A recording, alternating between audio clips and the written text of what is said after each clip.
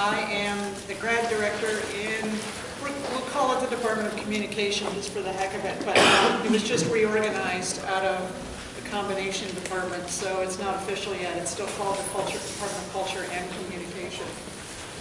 Communication's a very big field, so we have a lot of programs within it.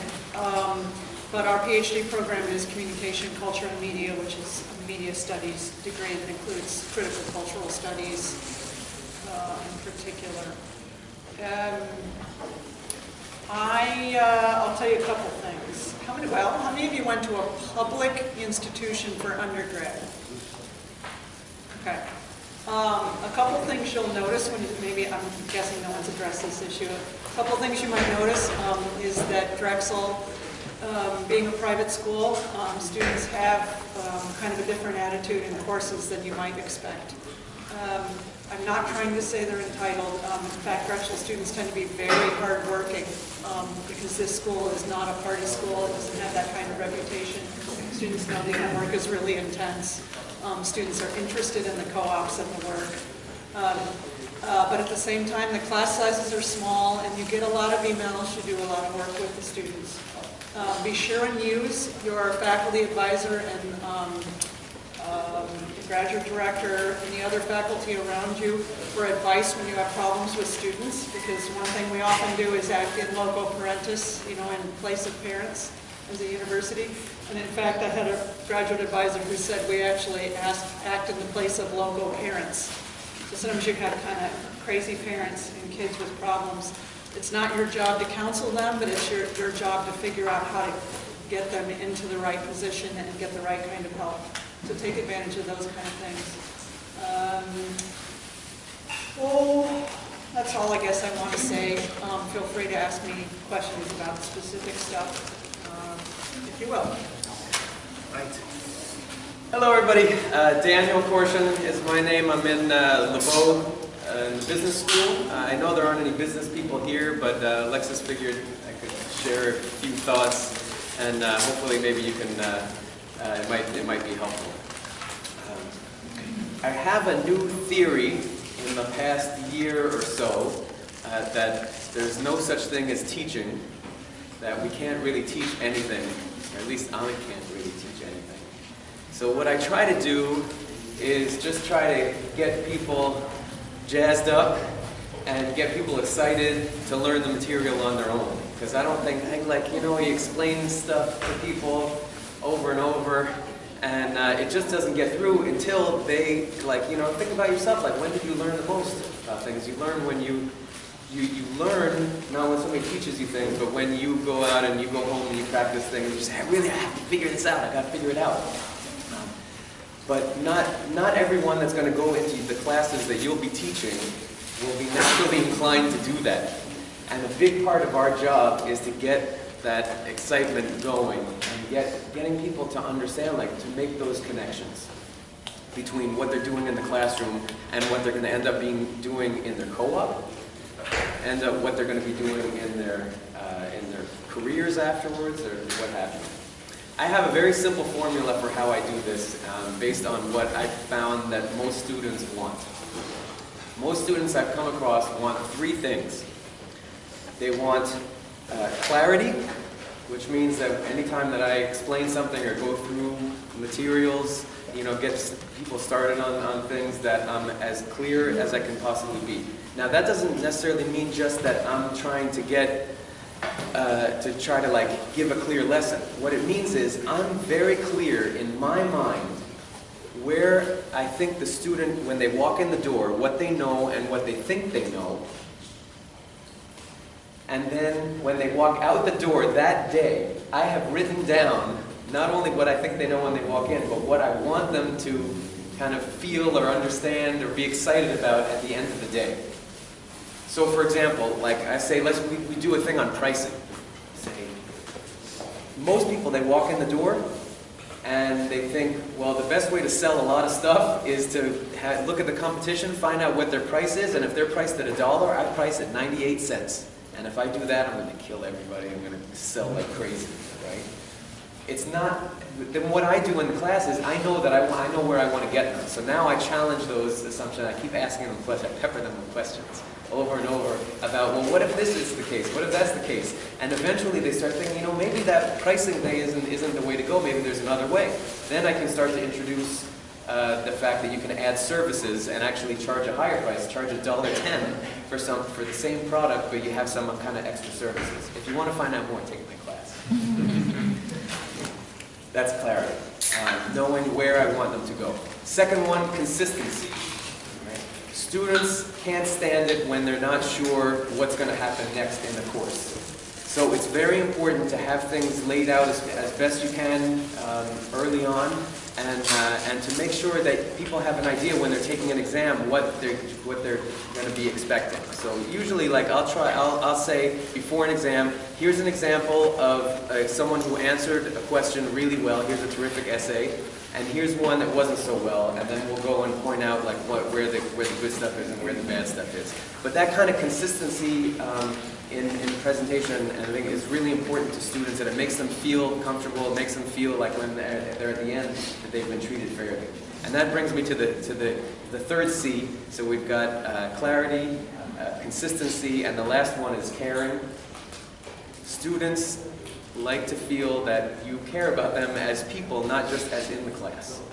So I encourage all of you, whenever you can, ask them about what they're doing outside, ask them about their last co-op. I mean, you don't have to get personal about it, keep it related to the subject matter, but ask, you know, and then you'll be able to also find out from that, like, what is it in the class that then they can apply to make those outside experiences better, and how can they grow as a person.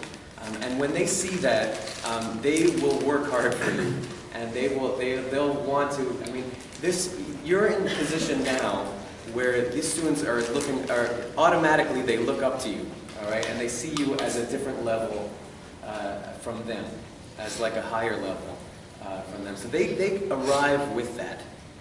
All right? You're going to have a tremendous impact on them. So what I ask for you to try to do is try to be very clear, show that clarity, be consistent in what you do. Show them that you care about their future after they graduate, after they leave your class, all right? And then you will have a very strong impact on their lives. And hopefully some of them you might, you continue to have nice relationships in the future and things. But good luck. And if you have questions or anything, feel free. You can come find me anytime. I'm in Laveau, 8th floor. Come by. Hello. I'm Mira Olson. I'm in the Department of Civil, Architectural, and Environmental Engineering. How many engineers do we have? Okay, so I'll try to give you a picture of what you'll be doing. So generally in engineering, our TAs don't teach the courses. What you will do is highly, highly dependent on the instructor of your course. But it'll generally range from, some people will just use their TAs as graders, up to running recitation sections. And that's generally how our, freshman, sophomore level courses are run.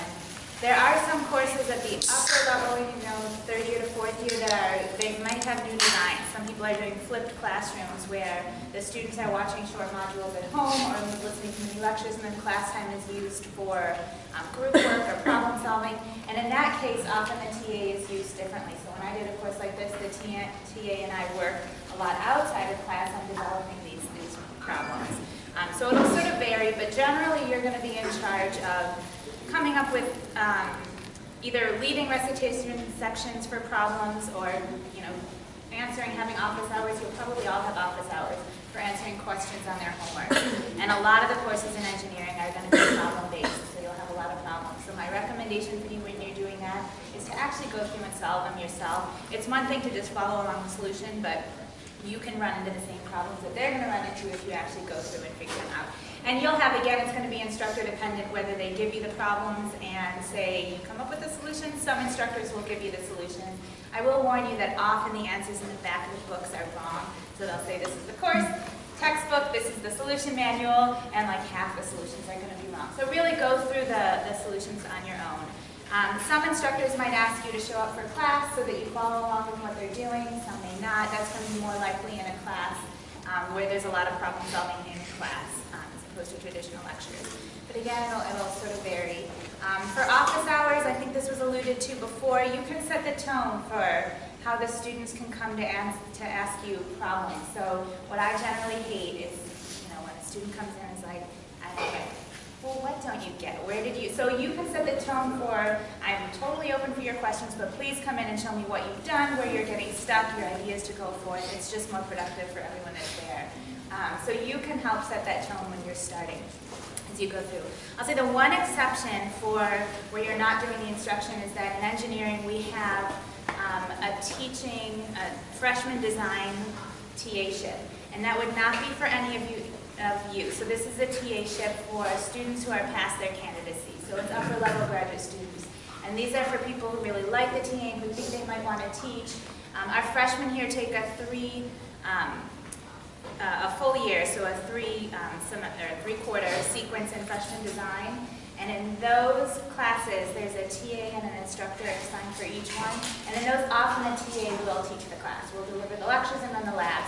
And that's, it's a 3-course sequence. It starts with pretty programmed labs where they're just take apart a camera, design this part. So it's pretty programmed what they have to do. So the third term where it's independent research projects or design projects for them. And so you have different levels of what you're doing as that TA. So that's something that might come in the future. I don't think any of you would be assigned to that course now.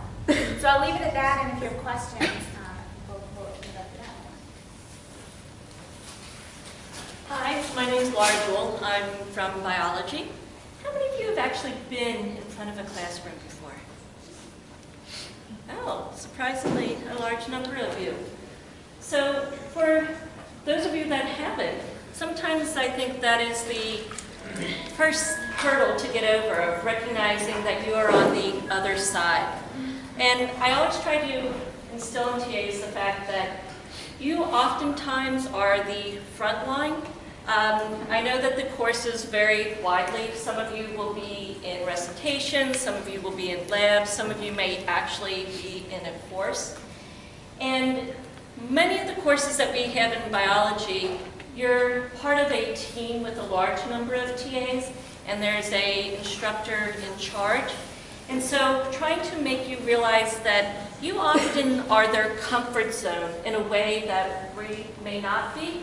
So if I'm the lecturer in front of 200 or so students, I may not be as approachable to them as you are. So we really do rely on our TAs to be those eyes and ears to help students with that transition. So make sure that you're giving feedback to instructors that you're working with if there are issues, if there are problems. And I will address the idea of labs. How many of you are going to be TAing for labs? Do you know your assignments yet? Okay. So labs are a very different environment. So anybody in here parents yet? No? Okay. So parenting, you kind of have to have eyes in the back of your head. It's like, I see you back there, I know what you're doing. Well, being in the lab is sometimes like that as well. All of a sudden you have 24 students, and I've been doing this for 18 years, and I can still say that every once in a while I say, wow, I would never have anticipated that you would have done that. That's very interesting. So when you've demonstrated something and you have the pipette tip clearly on the pipetter, and you turn around and see them all pipetting without tips on the pipette, those are the things that you probably don't anticipate. So when you're in that environment, you really have to be thinking about, all right, what are they doing? So be active, be working the room, always looking at what they're doing, eyes and ears open to the other sides of the room. Because although we're always interested in making sure that they learn, that they're engaging in the education of it, for those of you that are in the lab, safety is first and foremost.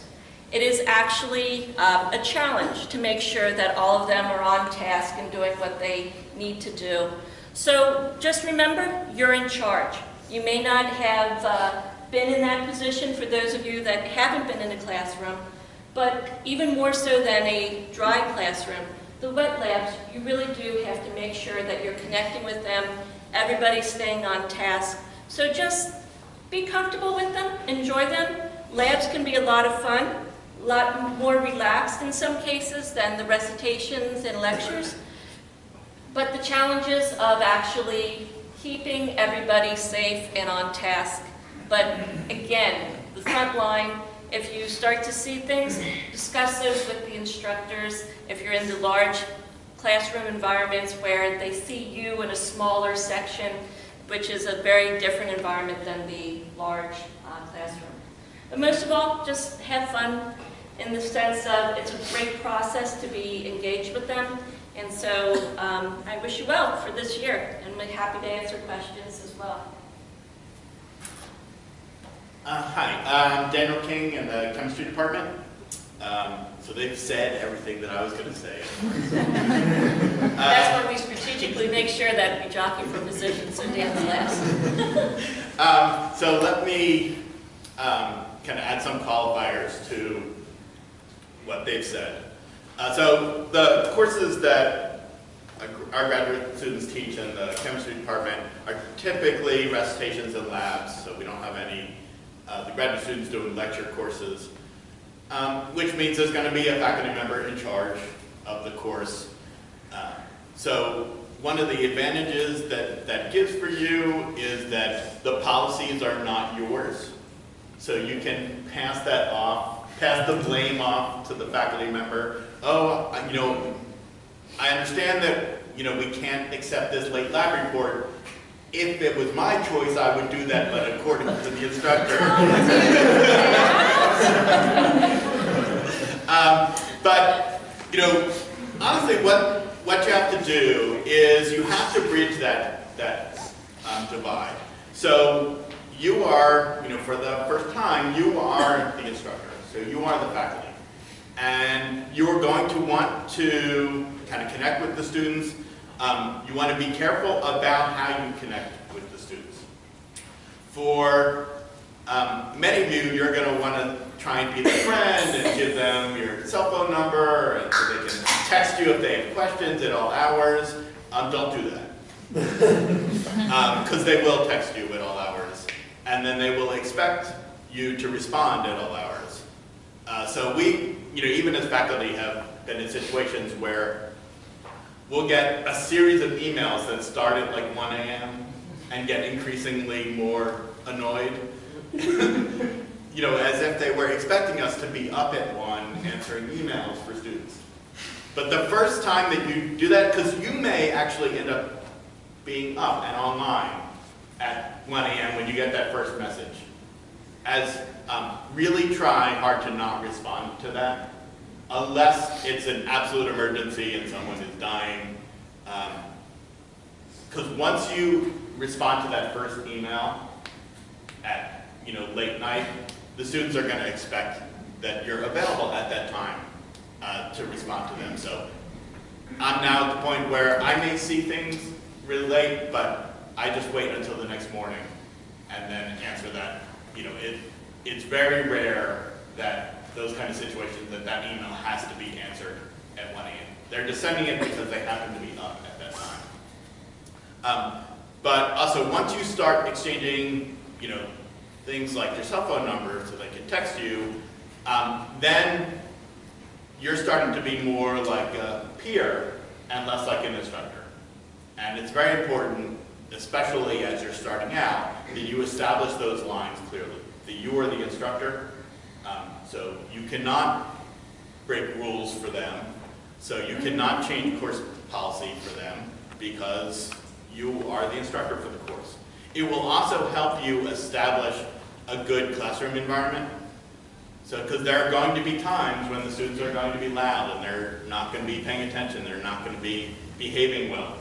So in the lab, in the classroom, and if you're just their friend, it's going to be hard to establish, to kind of refocus them and get back to being in class, because if they don't see you as the instructor, then trying to establish that role partway through the term is very difficult. I mentioned at the beginning that you can kind of, you know, shift some of the blame for course policies to the instructor. The most important thing to remember, though, is that in these courses, these large courses, or any size course where you're working with a faculty member, it really works best if it's a partnership. You may not always feel that way, depending on how you interact with the instructor and how the instructor interacts with you. But let me reinforce that the overall situation works best when you are a partnership. If you have problems, you immediately let the instructor know, so the instructor can help you deal with that issue. We are here to help. And again, it works best if we're working together. So if you run into a problem, the sooner you let us know, the sooner we can help you fix that problem. But if you kind of push it off and ignore that problem and just let it fester, then by the time we have to deal with it, it's going to be much worse. So if we can pick off that problem very early on, we're going to be in a much better situation. There's a much greater chance that it can be handled very quickly. But the longer that you put it off, and you get a student who's kind of misbehaving and disrupting the class, come talk to the faculty members, talk to the experienced TAs, your other graduate students in the department. How do I deal with this problem? Don't wait until week 7 and then come to us and go, so I've got this student that's been disrupting class all term. How do we deal with that? By then, it's going to be really difficult to change their behavior.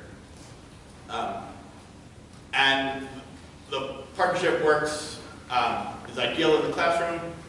It's also what works best in your research lab. That partnership is what's going to help advance the research. The final thing that I will say is you're likely going to feel really overwhelmed this first year, and that's okay. What you want to do is start early on trying to establish that balance of how much time do I need to spend on my teaching, how much time do I need to spend on my research, how much time do I need to spend on things not teaching and research. Because it's very easy to get overwhelmed. It's something that we deal with. If you learn how to do it, let us know. It's something that I still struggle with, trying to make a balance for everything. But you want to make sure for example, lab reports, you could spend a short period of time grading lab reports. You could also spend an entire week grading your set of lab reports. But if you devote that much time, then you're not going to get your classwork done. You're not going to get your research done. So if you're having trouble finding that balance, I'm grading these lab reports and it seems like it's taking forever. Talk to the experienced TAs, talk to the faculty about ways to get that to go faster, because you can't spend all of your time doing your teaching responsibilities. So we will, I guess, now open it up to questions and answer any questions that you have. First question gets an extra cookie. So All right. what's the expectation with things in course material, like textbooks and things like that? What do you mean? What? Are we expected to fix ourselves? Will the professor have like, I have an extra copy, or this seems to work? So I can speak for our department. In our department, any grad student who is assigned to teach a particular course will be provided all the materials that they need to teach that course. So we will, in our department, the instructor will get the students version of the textbook or a copy of the textbook to work from, some form of solutions manual, with their problems. But you're not expected to buy anything with respect to teaching. I'll jump in and say, I feel comfortable outside of my department saying if someone's making you buy a textbook for a class you're teaching, something's very wrong. You should get free copies of teaching materials to work with. And yeah.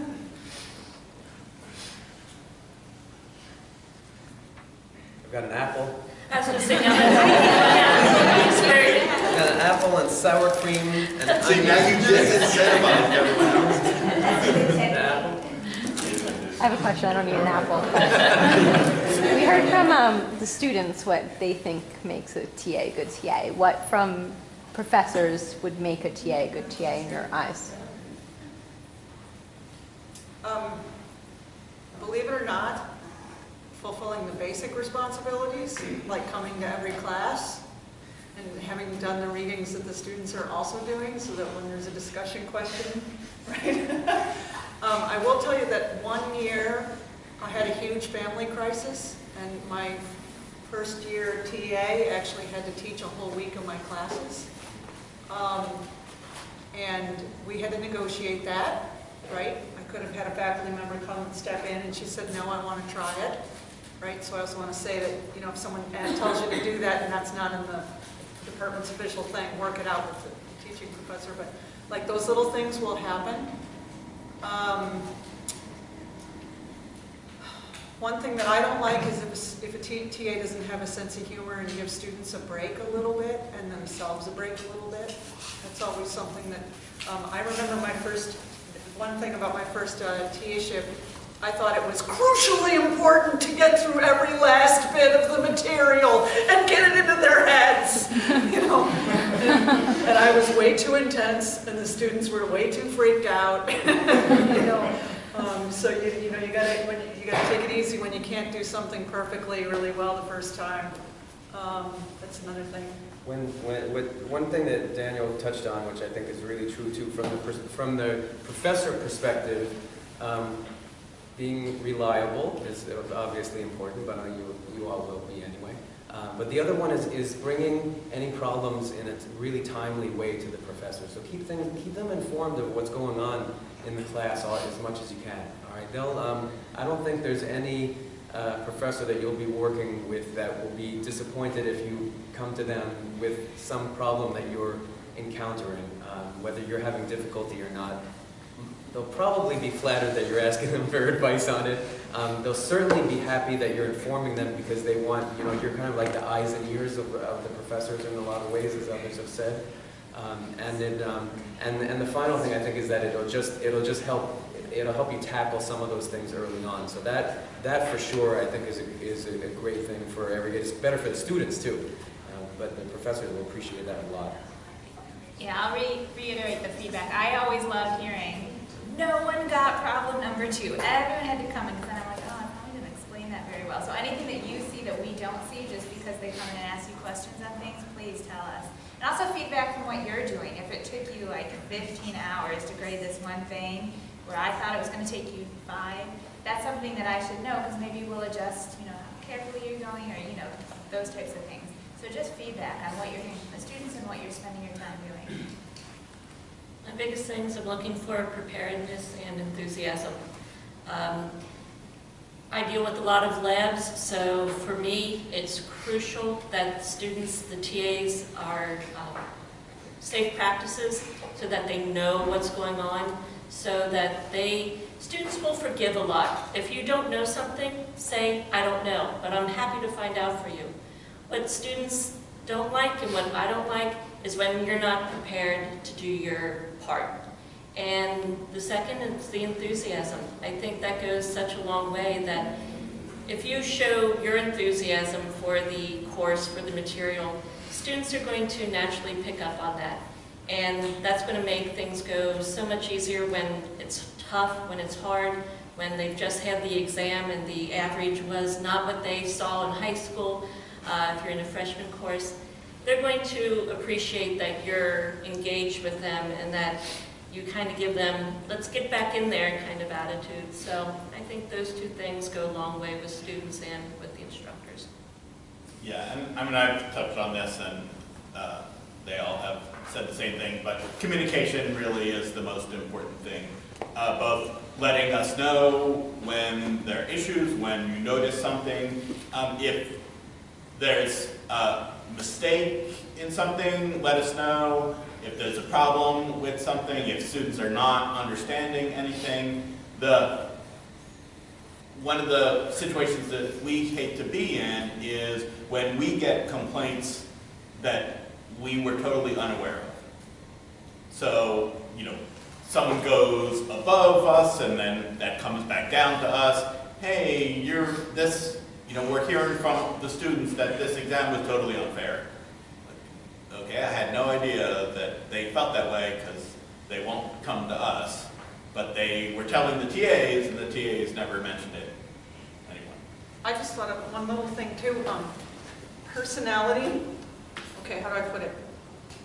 I taught at a really diverse institution, and I had a student come up to me the first year that I was a TA, and she said, "You don't like Latinas." And I was like, "What?" And she said, "You don't make eye contact with me when you're talking in the class, but I see you making," and she started doing a time study of who I made eye contact with. And I realized it wasn't racism. I thought she wasn't very smart, so I was looking at the students that I thought was smarter more frequently.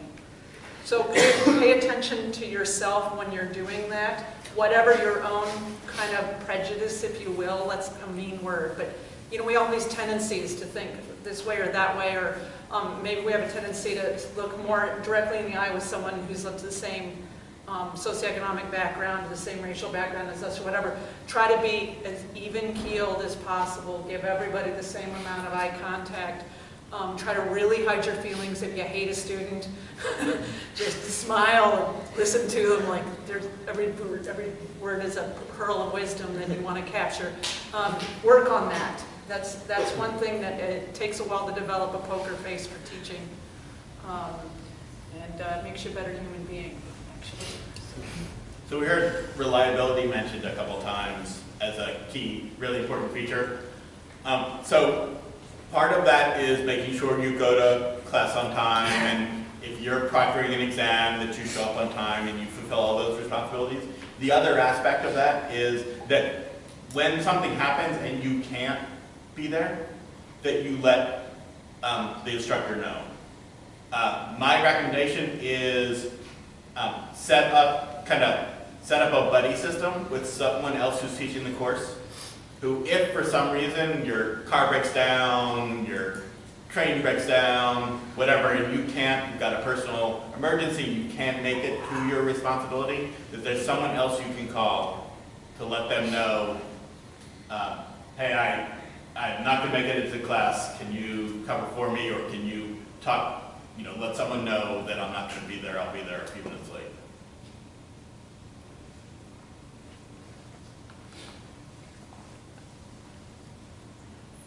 Bring up a subject just because Rachel reminded me of this. We had a recent issue with our TAs and social media. And so I just want to kind of put that out there, that as Dan was saying, you want to be careful about giving them your cell phone number and having them text you at all different times. You also need to be aware of when it's appropriate to allow them into that more personal part of your life. I know most of you probably engage in various social medias. Be careful about inviting them into that circle. Even if there is somebody that you feel that they are truly a friend, that you want them to have access to that information, they may be a friend of a friend of a friend. Also, be aware that when you put something in a written form, it may get out in the world in a way that you may not have anticipated. So we had an issue where a TA was saying some not so nice things about the students that they had in their recitation, meaning that after you've graded things, there's a cartoon where the first hour is like, oh, this is good, this is okay. By about the 20th hour, it's like, I can't believe they're not getting this right. The students, they should know this. I've said this 50 times. And students went on and started venting about their students, that they were not this and not that, and they were really bad. And that got out to the students. And the students, as you might suspect, had a very hard time with that. They felt very betrayed that somebody had said that was in a teaching environment. And so you do have to be aware that you are that professional friend, and be very careful about your private. And sometimes social media can cross over, and it's something that you do need to be aware of. Don't invite people to that media if you do not want them to hear all that you have to say, and just be careful about what you say that's part of your professional life. So, just a precaution.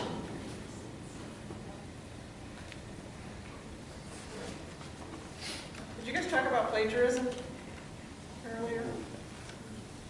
We have not. Just a little. Alexis, are you going to cover plagiarism? I'm not sure if it's going to come up in a specific time. Okay. We can discuss it. We have an academic honesty policy. It gets different names, but it's the anti-plagiarism policy. But it's more than that. It's like a code of conduct. I sort of forget what it's called anymore. But most professors put a link on the syllabus. But you will catch a plagiarist. It's almost inevitable. I catch one about every three or four classes if you're paying attention. You may not care so much. Your professor may say that he or she doesn't care very much. Deal with it the way that's appropriate for the course and how the professor wants to deal with it. But if you do catch them, work within your department to document it and report the student, it's very difficult to handle that totally on your own, one-on-one between the students. Just try not to do that, at least until you gain experience on handling it. So you catch someone, you want to pursue it, talk to the professor you're working with, talk to your grad director, or talk to your department chair and say, I want to deal with this, and see what they say and move forward from there. And it may be simple. You may just invite another professor to come in and sit with you and talk to the student about the plagiarism, and you may decide you want to give them a chance to rewrite the paper or redo the project or whatever. But just keep an eye open for it and talk to people about it and learn how to handle it. Every situation is profoundly different. Yeah, when things like if things like that happen, go first to the professor right away. Just go immediately to the professor, and you don't even have to say, I think this person plagiarized or anything, or whatever the problem is. Could be one of a million things. But when something happens that doesn't seem right, go to the professor right away. Say, here's what I saw. Here's what I sort of suspect, and then let them guide you through the rest of the process. Don't take that on yourself. It really isn't, it's not your role to take that kind of thing on yourself. Then you become just a facilitator, and they'll take a lead role and take on the brunt of the hard work. Don't feel that you have to see those kind of things through, because you don't. I agree, but do report. So these two papers are exactly the same. Just show it to the professor. You don't Yeah, and then they'll guide you the rest of the way. Yeah, in our department, we take that totally away from the graduate students. Yes. So the TA just gives it to the lead instructor, and then the lead instructor handles that situation. In our department, we don't. I don't know how many of you might be different, but in our department, students get their own standalone sections, right? So it's going to be different in each context, but make sure the grad director and the department chair know what's going on. Kind of on the topic of plagiarism, it has to do more, and we're going to be responsible for proctoring like quizzes and exams and things like that. What do we do in a situation where we suspect or we know that someone is cheating? Because you don't necessarily want to be disruptive to the rest of the class, because they're doing what they're supposed to be doing, they're taking their tests and rounds, but here you have a person or two people that are, not being honest. I think it's hard to tell. I don't know what others will say. I think my first instinct would be to take care of the initial thing. So if there's like a cheat sheet or something like that, take that away, just put it to the side for a second, let them finish their exam as is, because then you can sort it out later, right? Or if they're wandering eyes, ask the student really quietly just to move over a couple of seats. Let it go, let them finish the exam, then take care of the rest, then you go to the professor afterwards. So kind of take care of the immediate thing, let it run its course, and until you get a chance to talk to the professor about it, then bring whatever, if it's the cheat sheet or something, then you bring your evidence to the professor and say, here's what happened, and then again, you'll pretty much hand it off to them. Yeah, it's going to vary course to course. So in our general chemistry preparatory classes, the graduate students are always paired with either a faculty member or a senior graduate student, in which case what we advise you to do is, as soon as you notice something, inform the senior proctor in that room. So that way you can get confirmation, two people who are seeing it, and then if something needs to be addressed, right away, then the faculty member does that. Because the thing that we do not want you to do is create a confrontational situation Yeah. where you're trying to take something from a student, or you're trying to move a student or do anything, because you do have to deal with that. You're creating a scenario where something is happening in the middle of an exam, you're impacting the other students, so immediately contact the more senior proctor. It's unlikely that any of you are going to be doing a lot of single proctoring on your own for your courses. The only exception to that is sometimes if you're in a recitation or a lab that has a quiz or something, and that may be, at least for biology, a case where you could be by yourself. But again, try to tell TAs to be proactive rather than reactive. If you see somebody with wandering eyes, just gently move them someplace and keep the confrontation down. But one other thing, just because we often have very large common exams, you do need to be alert, not only to watching them as they are taking their exam, but when it gets time for everyone to leave, making sure that you are keeping everyone accounted for so that people are not slipping out the back doors with exams and various other things. So it gets a little chaotic sometimes in the larger exams, especially if you end up in main auditorium, which could be a couple of hundred students at a time. 400. Sitting very close to each other. Yeah. I think that's it. Thank you very much.